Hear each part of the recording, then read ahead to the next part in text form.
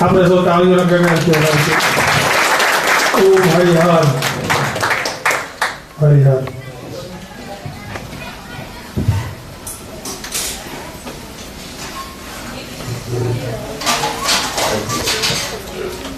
હરિહર હરિહર.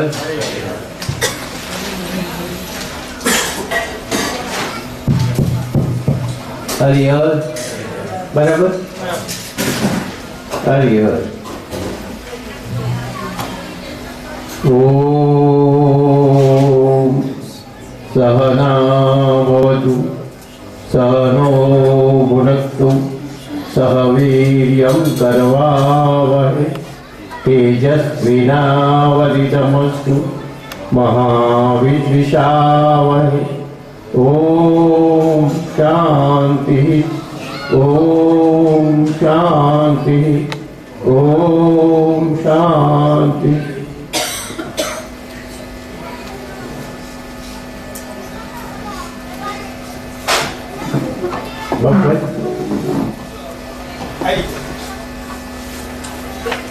આપણે ભૂસાઈ ગયું છે એટલે હું જરા પહેલા કરી દઉં. આપણે જે વાત થઈ હતી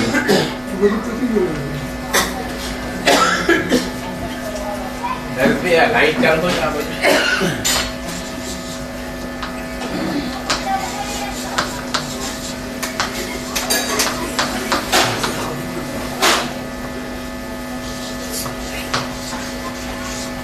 હમિંગ આવે, થોડું હમિંગ આવે.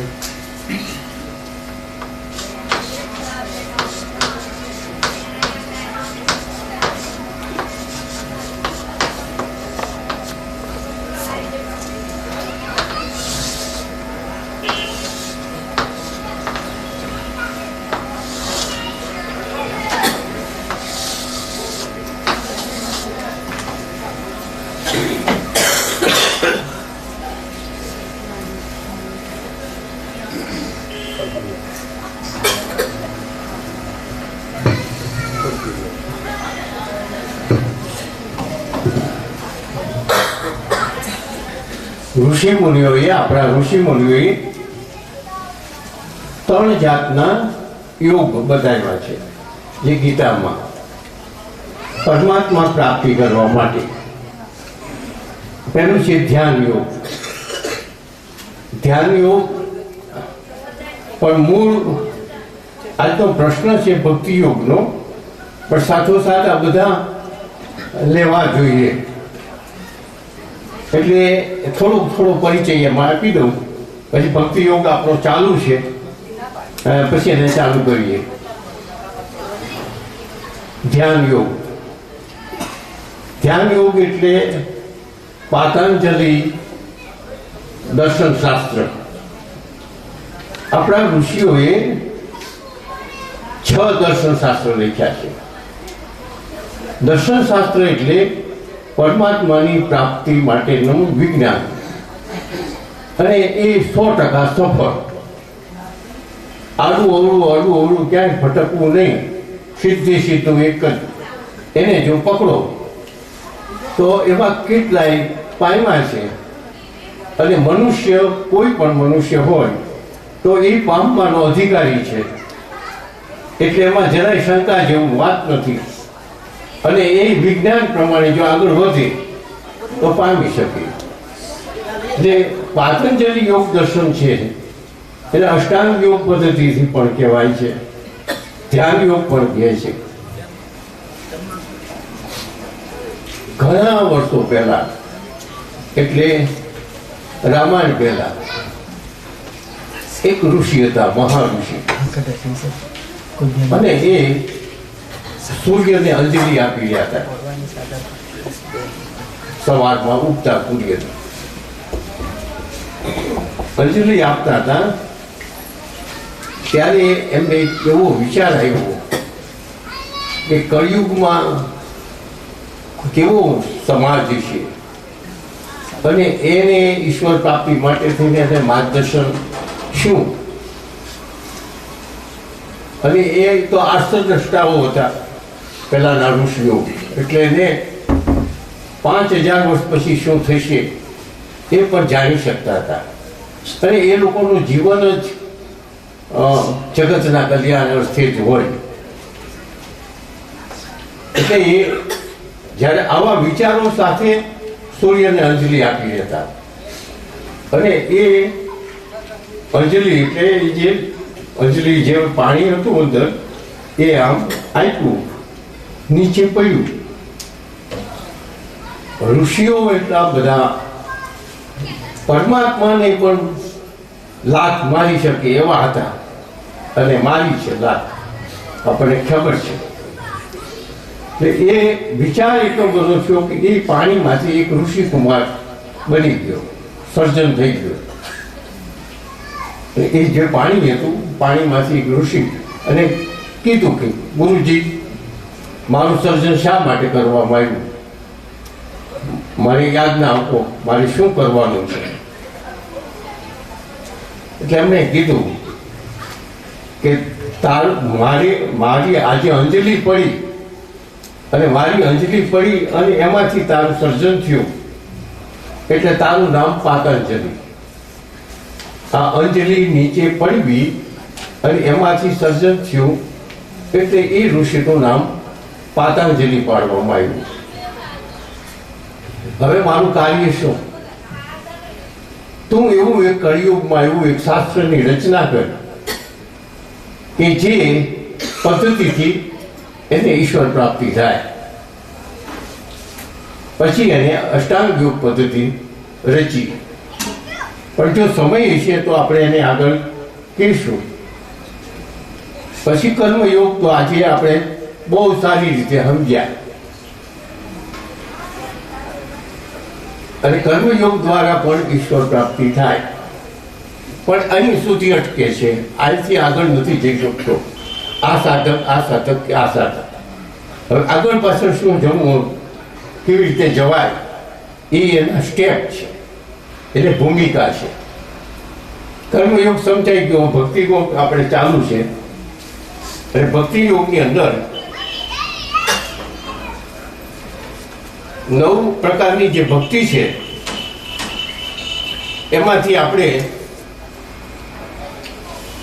6 પ્રકારની ભક્તિ પૂરી કરી, અને 7મી ભક્તિ છે સ્મરણ.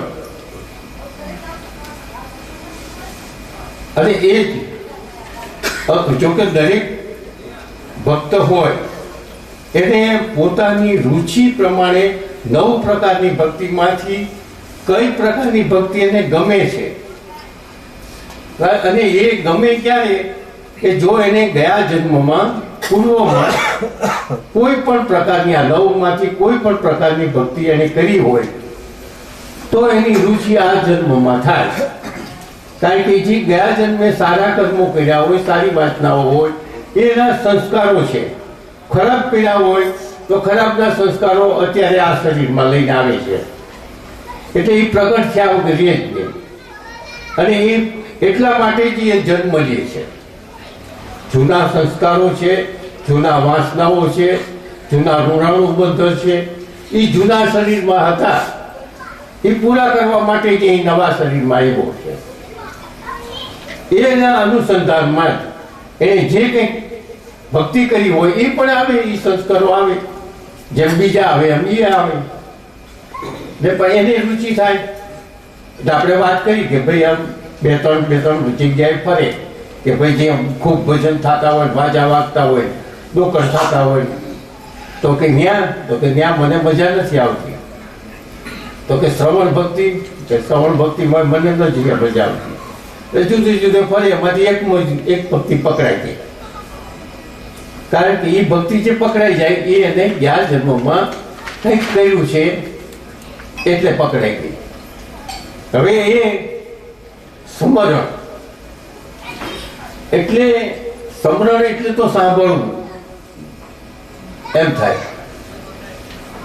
સાંભળવું, અને માત્ર સાંભળવું નહીં, પણ સાંભળવું અને મનન કરવું. મનન કરવું એટલે આત્મસાત કરવું. જો આત્મસાત ન થયું ત્યાં સુધી બધું નકામું, તો સ્મરણ નકામું. એટલે જે કંઈક વાંચીએ અથવા તો જે કંઈક સાંભળીએ, પણ જે ભક્તિ માર્ગમાં જે આમાં ગયેલો છે અને એની રુચિ સમરણ ભક્તિમાં છે, તો એને કેવા કેવા પુસ્તકો વાંચવા એ આપણે વાત કરી કે ભાઈ બ્રહ્મનિષ્ઠ અને શ્રોતીય હોય એના જ પુસ્તકો વાંચવા, એ સિવાય પુસ્તકો બીજા કોઈના વાંચવા નહીં. હવે બ્રહ્મનિષ્ઠ કોને કહેવો અને શ્રોતીય કોને કહેવો? બ્રહ્મનિષ્ઠ એટલે જેને પરમાત્માની પ્રાપ્તિ થઈ ચૂકેલી છે તેવો. શ્રોતીય એટલે શાસ્ત્રનો તમામ અભ્યાસ છે એવો. બેમાંથી એક હોય તો પણ નહીં. શા માટે? જો ગુરુ કરવો હોય, જેનું માર્ગદર્શન લેવું હોય, ગુરુ કરો યા ન કરો એની હોય કોઈ સવાલ નથી. આપણે ક્યાં જવું છે, આપણું લક્ષ્ય ક્યાં છે અને એ ક્યાંથી મળશે, ક્યાંથી મળશે, જેથી મળે એ જ આપણો ગુરુ. તો એ શ્રોતીય અને બ્રહ્મનિષ્ઠ એટલે ઈશ્વર પ્રાપ્તિ કરી છે પણ બ્રહ્મનિષ્ઠ શ્રોતીય નથી. હવે જે આપણી પાસે માર્ગદર્શન લેવા આવે છે, એ માર્ગદર્શન લેવા આવે છે એ જે બ્રહ્મનિષ્ઠ થયો છે એ માર્ગમાં નથી થયો, બીજા માર્ગની રીતે થયો છે. અને પેલો જુદા માર્ગની માર્ગદર્શન માગે છે. જો શ્રોતીય ન હોય તો એને માર્ગદર્શન કેવી રીતે આપે? શ્રોતીય ન હોય, બ્રહ્મનિષ્ઠ છે, શ્રોતીય ન હોય, શાસ્ત્રનો અભ્યાસ ન થયો હોય તો એને માર્ગદર્શન ન આપી શકે. પણ માત્ર શ્રોત્રિય હોય અને બ્રહ્મનિષ્ઠ હોય, બ્રહ્મનિષ્ઠ ન હોય તો એ અનુભવ નથી, તો એ અધિકારી નથી. પણ બ્રહ્મનિષ્ઠ હોય અને શ્રોતીય હોય, પણ બ્રહ્મનિષ્ઠ હોય એમાં એટલું છે કે લગભગ એને બધું જ્ઞાન થઈ ગયું હોય છે. કારણ કે એકને જાણ્યા પછી સર્વને જાણી લીધું, આ એક વેદાંત વાક્ય છે. એકને જાણ્યા પછી એટલે પરમ તત્વને જાણવું એ તો વાત આપણે બોલી છીએ, પણ જાણવું નહીં, પરમ તત્વમાં ભળી ગયો. ભળી ગયા પછી હવે બીજું જગતમાં, બ્રહ્માંડમાં બીજું કંઈ જાણવા જેવું નથી. પણ એને માટે પણ જે આવ્યો છે માર્ગદર્શન લેવા એને માટે સમજાવવાનું રહ્યું, પણ એ સમજે જ છે. પણ બ્રહ્મ શ્રોત્રિય હોય તો બહુ ઉત્તમ પ્રકારનો. એટલે બ્રહ્મનિષ્ઠ અને શ્રોત્રિય બંને રીતે હોય તો એ આપણને યોગ્ય રીતે ઠેઠ સુધી પહોંચાડી દે. એટલે એક તો મનન, સમરણ મનન એવા સંત પાસેથી કરવું, બેમાંથી એક હોય તો નહીં. પુસ્તકો વાંચવા હોય કે માર્ગદર્શન લેવું હોય તો બ્રહ્મનિષ્ઠ અને શ્રોત્રિય પાસેથી લેવું. હવે એની પાસેથી જે મેળવું એ મેળવા પછી આત્મસાત કરવું. આત્મસાત એટલે જેવું કહેવામાં આવે છે, જેવું સાંભળવામાં આવે છે એવું મારું જીવન છે કે નહીં, હું એમાં પચી ગયો છું કે નહીં. અને જ્યાં સુધી પચ્યું ન હોય ત્યાં સુધી આગળ વધવું નહીં. ભલે ગમે એટલો સમય લંબાય પણ નહીં લંબાય. જેની જો વ્યાકુળતા હોય અને એટલી બધી જેટલી તીવ્ર વ્યાકુળતા હશે તો એટલી જ એની તીવ્ર ગતિ થશે. માથા પછાડ્યાના દાખલાઓ છે કે મને ક્યારે થાય, આ મને આ પૂર્ણ હું ક્યારે બનું, ન બને ત્યાં સુધી માથા પછાડે. રામકૃષ્ણ પરમહંસનો દાખલો છે કે સાંજ પડે ત્યારે માથા પછાડતા હતા. આખો દી મારો આવો જ ગયો, આજનો દી મારો આખો ફેલ ગયો. સાંજે બીજેથી હવા થાય વળી પાછું ભક્તિનું બધું ચાલુ થાય ને એની એટલી બધી તીવ્રતા, એટલી બધી જિજ્ઞાસા, એટલું બધું હતું. અને હાથ પડે ને માથું પછાડે. મારે આજે આખો દીક મારો આ ઈશ્વર પ્રાપ્તિ વગરનો ગયો. એટલે આટલી તીવ્રતા હોવી જોઈએ આપણી. અને કહે છે ને કે એક શિષ્ય એને બહુ હેરાન કરતો હતો રામકૃષ્ણ પરમહંસને કે મને ઈશ્વર પ્રાપ્તિ કરાવો, મને ઈશ્વર પ્રાપ્તિ કરાવો. બહુ હેરાન કરતો. પછી ક્યારેક વાત, પછી એક વખત ગંગામાં નાવા ગયા બે, બાજુમાં નાતા હતા. પેલા એ ડૂબકી મારી માથે હાથ મૂકી દીધો. ઊભો થવા જ ન દે, પાણીમાંથી બહાર નીકળવા ન દે. અને પેલો મંડ્યો તરફડિયા મારવા, અને એટલા બધા તરફડિયા માર્યા અને બહાર નીકળી ગયો હાથ કાઢી. અરે ગુરુદેવ, હું તો મરી જાત. શું કામ મરી જાત? કેમ મરી જાત? કે હું શ્વાસ નહોતો લઈ શકતો પાણીમાં, એટલે હું તમે મને આવું કર્યું. કે જો તું શ્વાસ માટે ત્યાં આટલા તરફડિયા માર્યા, શ્વાસ માટે થઈ ત્યાં આટલા તરફડિયા માર્યા, એટલા જો પરમાત્મા માથે તરફડિયા મારીશ તો તને મળશે. એટલે આટલી તરફડિયા મારવાની આપણામાં તીવ્રતા હોવી જોઈએ. હોય શું છે કે હજી એકદમ નથી થવાતું, પણ છતાંય આ એક ધ્યાન રાખવા જેવું છે એમ કે આપણો જિજ્ઞાસા હોય. પછી છે 8મો નંબર પાદ સેવા. પાદ સેવા એટલે આમ તો સદગુરુની સેવા.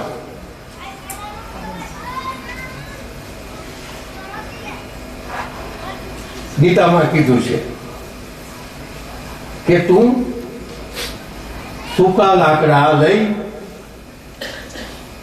અને બ્રહ્મનિષ્ઠ સાધુ પાસે, જ્ઞાની પુરુષ સાધુ પાસે જઈ અને એ બરાબર મૂડમાં હોય ત્યારે તું પ્રશ્ન પૂછી તારું સમાધાન કર.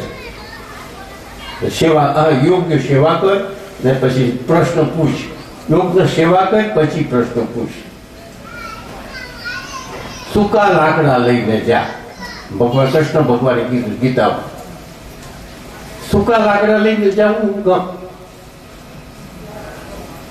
અને પછી પ્રશ્ન પૂછવો. પછી સેવા કરી અને પછી પ્રશ્ન પૂછ. અને સેવા કર ને સેવા કરતા કરતા બરોબર રાજી થાય, ખુશી થાય ત્યારે જ તારે પ્રશ્ન પૂછવા, તે વગર નહીં પૂછવાય. એટલું બધું લાંબુ કીધું. પણ પેલા સૂકા લાકડાનો ભારો એટલા માટે લઈ જવાનો કે હું તદ્દન અજ્ઞાન છું, આ લાકડા જેવો છું, મારામાં કાંઈ છે નહીં, સૂકા લાકડા જેવો છું. જો તમે કાંઈ પણ ગુરુ પાસે અભિમાન લેશો કે હું આટલું જાણું છું, હવે મને જણાવો, જો અંદર કંઈક પણ અહંકાર છે તમારામાં, તો એના તરફથી આપમેળે જ્ઞાન ઓછું થાય, ઓછું મળે. હાવ શરણાગતિ, સંપૂર્ણ શરણ. પણ કંઈક જાણવાની ઈચ્છા, કંઈક ઘણા તો એવા આવે તાજી ગઈ તો સાચું તો. એટલે એક સંગીતકાર હતો. સંગીતકાર પાસે બે વિદ્યાર્થી આવ્યા, અમારે સંગીત શીખવું છે, તમે શીખવાડો. કેટલા મહિનાનો કોર્સ? કે 2 મહિનાનો. એની ફી? એટલે કે તું કઈ જાણસ? એટલે કે હા, હું તો આટલું સંગીતનું જાણું છું ને આવી રીતે વગાડી શકું છું, આ રાગ આવડે છે, આ રાગ આવડે છે. અને પેલાને બીજાને પૂછ્યું કે તું? તો હું કાંઈ જાણતો નથી. તો કે હવે તમારી ફી? તો પેલો કાંઈ નથી જાણતો, એને એમ કીધું કે તારા 500 રૂપિયા. પેલો જાણે છે એમ કીધું તો કે તારા 1000 રૂપિયા. બે નવાઈ લઈ. તો મારા 500 ને આના 1000, આટલી બધી આની ફી? એ તો જાણે છે તોય. એટલે પેલા પૂછ્યું કે હું તો જાણું છું અને મારા ડબલ પૈસા, અને આના તો 500 જ. કે તું જાણસ નહીં, મારે કાઢવું પડશે એના 500 બીજા છે. તું જાણસ એ બધું કાઢવાના 500 અને તારે આના જેવો બનાવીશ પછી તારું શરૂ થાય છે એટલે તારા 1000 રૂપિયા. એટલે વાત એ છે કે આપણે જો કાંઈક જાણતા હોય, સાચું જાણતા હોય તો ભલે, પણ અડધું કહેવા જ માંડે. આપણી પાસે મેળવવું છે કંઈક તો મેળવવાની તો આ બાજુમાં રહી, પણ હું તમારા કરતા થોડું ઘણું જ્ઞાન જાણું છું એવું કહેવા જ માંડે. પછી હું તો શું કરું, હું સાંભળી લઉં, બધું કે હું સાંભળી લઉં, પછી થાકે પછી કે આનું હું તું તો આટલું બધું જાણસ આટલું બધું જરૂર છે તાર. એટલે વાત શું છે કે પાદ સેવાની આપણી વાત છે. એટલે કે આપણે જવું તો એક તો સૂકા લાકડા એટલે અભિમાન વગર હું કંઈ જાણતો નથી એવા ભાવ સાથે. કારણ કે આપણે કંઈક મેળવવા જઈએ છીએ, દેવા નથી જતા. તો મેળવવા જતી વખતે આપણે આ જ રીતની ભાવના આપણી હોવી જોઈએ. પછી એની સેવા કરો, સેવા કરીને પછી એ જ્યારે ખુશ કરો, ખુશ થયા પછી આપણને જે જોઈશે એ આપે. આપણે જે જોઈશે એ આપે છે. એટલે જોઈએ એટલે શું કે આ 3 માર્ગોમાંથી કયા માર્ગમાં 9 બધા પકડીમાંથી એને કઈ ભક્તિ તરફ વળેલો છે અને એનું લગતું એને માર્ગદર્શન મળવું જોઈએ તો એની પ્રગતિ થાય. પણ એને જે જરૂર છે એ ન ગયો અને બીજું આપીએ તો એને નકામું થાય. પણ આ ભક્તિ અંદર પાદ સેવા અને પછી આત્મનિવેદન. આત્મનિવેદન એ તો બહુ ઊંચું છે. આત્મનિવેદન એટલે સમર્પણ થઈ જવું. નિરા સમર્પણ થઈ ગઈ, સંપૂર્ણ સમર્પણ. સમર્પણ આપણે જે બોલીએ છીએ કે હું સમર્પણ છું, પરમાત્માને હું સમર્પણ છું, પણ સમર્પણ નથી. આપણે બોલીએ છીએ હું સમર્પણ છું, સમર્પણ નથી. આપણે સમર્પણ થઈ ગયા એમ સમજી લો.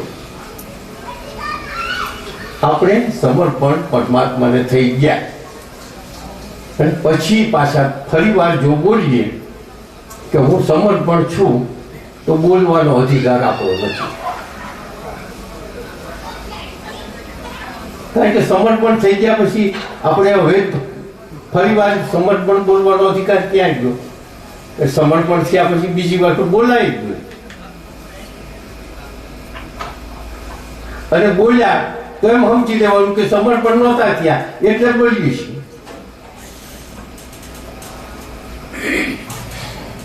આપણે સમર્પણ થઈ ગયા પરમાત્માને અથવા ગુરુને, સમર્પણ થઈ ગયા પછી બીજે દિવસે ત્રીજે દિવસે એમ કે હું તમને સમર્પણ છું, તો એ હવે તમે પેલા સમર્પણ હતા એ પાછું લઈ લીધું અને વળી પાછા બોલો છો એટલે સમર્પણ નથી થયા.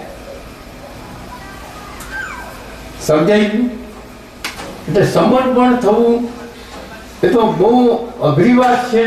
અને સમર્પણ થયા તો પછી એમાં બીજું કાંઈ રહેતું જ નથી. હવે સમાઈ જવું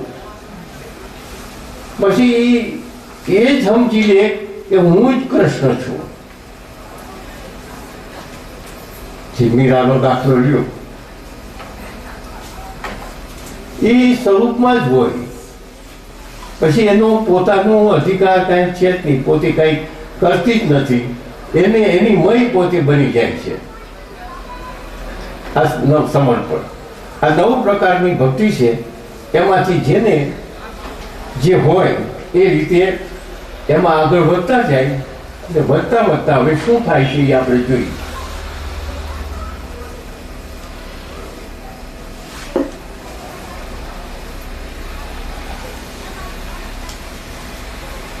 અહીંથી અહીં સુધીની ભક્તિ, અહીંથી અહીં સુધી આ એક જગ્યાએ ભેગા થાય છે. પાતંજલિની છે અને એ અષ્ટાંગ યોગ પદ્ધતિ યમ નિયમ આસન પ્રાણાયામ પ્રત્યાહાર ધારણા ધ્યાન અને સમાધિ અહીં પહોંચી ગયો.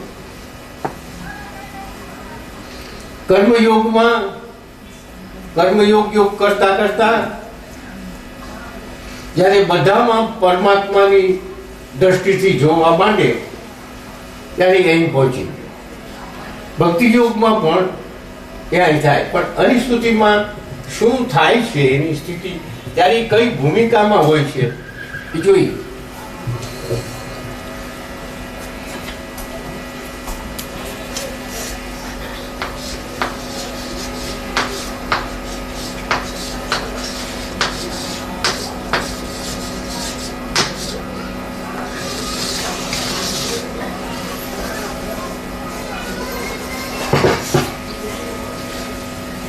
ત્રણેયનું ફળ આ છે.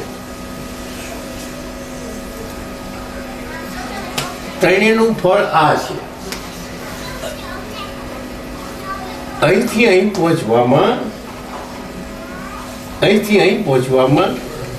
પહોંચવામાં પરમાત્મા પ્રાપ્તિ નથી, ચિત્ત શુદ્ધિ છે. આપણે 2-4 દિવસથી વાત કરીએ છીએ કે પરમાત્મા પ્રાપ્તિ માટે કોઈ પ્રયત્ન નથી. પરમાત્મા સર્વત્ર છે, સર્વકાળે છે, ક્યારેય નથી એવું નથી. કર્મયોગમાં પણ જોયું કે આપણામાં 2 સત્તા છે, એક પરમાત્મા